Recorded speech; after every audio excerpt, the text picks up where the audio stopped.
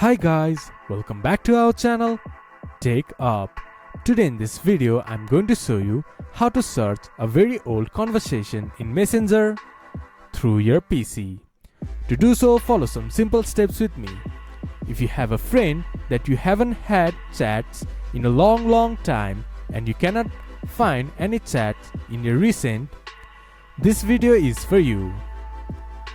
So just go to Messenger website from the browser, then this type of interface will appear in your screen.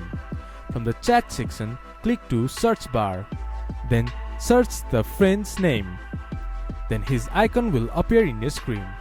Click to his icon, then the chat will appear in your screen.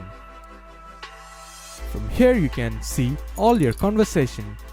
From here you can see all your old conversation with him or From here you can see all your conversation with your friend. This is how you can see old conversation in Messenger from your computer. This much for today's video. If you guys find our video helpful, please leave a like and comment. And do not forget to subscribe our channel and hit the bell icon. I'll see you guys again in our next video. Thank you for watching.